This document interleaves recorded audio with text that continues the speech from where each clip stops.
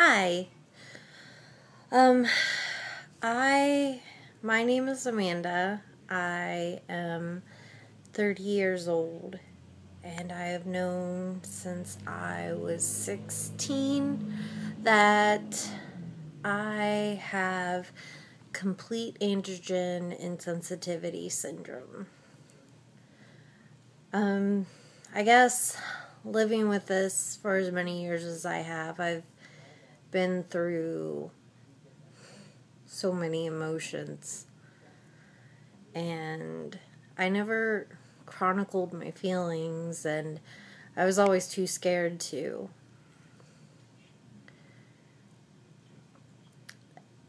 And now it's amazing because I see so many people talking about the disorder, and I guess I just want to,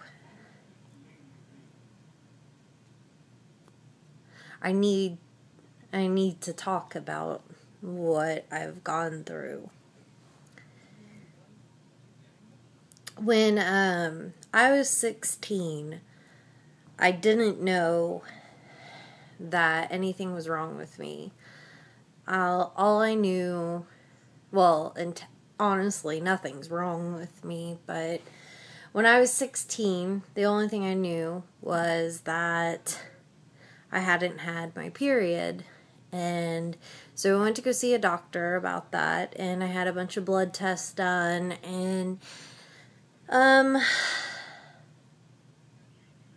that was when I found out. But before I found out, I remember it was just knowing that I hadn't had my period yet, and I had known that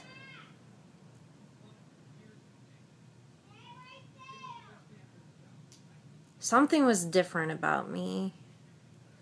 And I remember I was sitting in science class my sophomore year of high school, and our classroom teacher had started talking about genetic disorders and started talking about chromosomal abnormalities. And I remember that I was sitting in class when he was talking, and keep in mind, I didn't know what was wrong. All I knew was I hadn't had my period.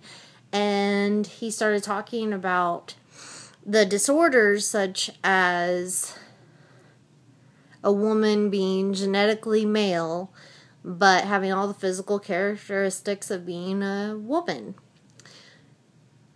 He wasn't very nice about it. I remember he had made so many negative comments, and he said that it was actually more common than you would think. And he said things like, just, how do you tell a man that he's really married to another man and that he's homosexual? Because he was talking about some case where a woman was infertile. I remember he got the whole entire class in this uproar, and I remember everybody just started laughing and making fun of, the freaks. And I remember he said that people with the genetic disorders were also typically always wound up in jail. And before I even knew anything about my disorder, as soon as he started talking about it, I knew that's what I had. And because of the way he described everything,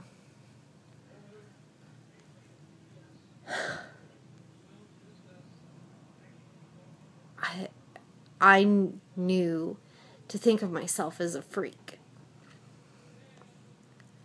And it was so hard. I mean, I had a great doctor who helped explain everything to me when I was getting tested. And I was so concerned with, because being Christian and being in this world and trying to find out about, homosexuality and how it's wrong, and then just having to develop, how do I know what sex I am?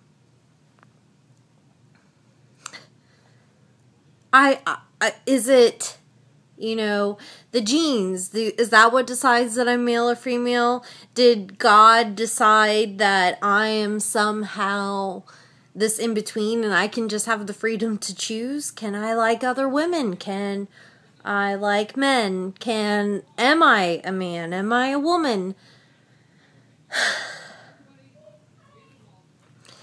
And when I really think about it, I still don't really know.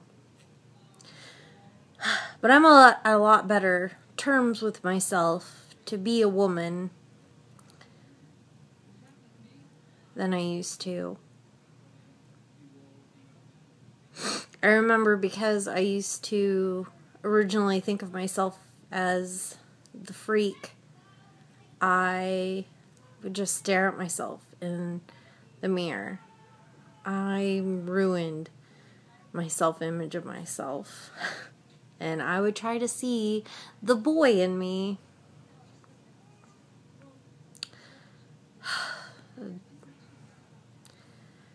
I didn't really have an outlet. I remember I used to try to talk to my mom.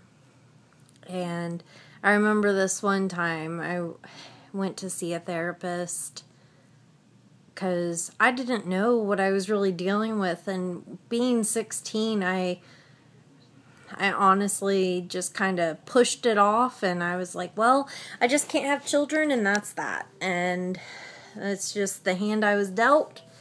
I was stronger then than I am now. But my mom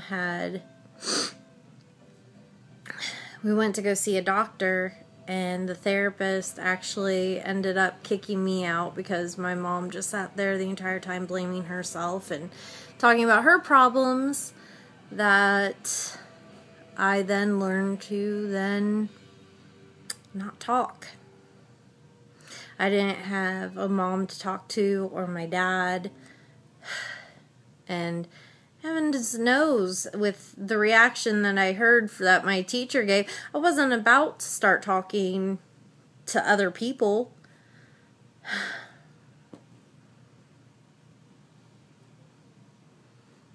So I didn't talk. And it's probably when some of my addictions started, which none of them got too out of hand or major, but I have to battle those the rest of my life now. So, being Christian, I ruined my morality. I'll say that. Ruined it. And I still wonder if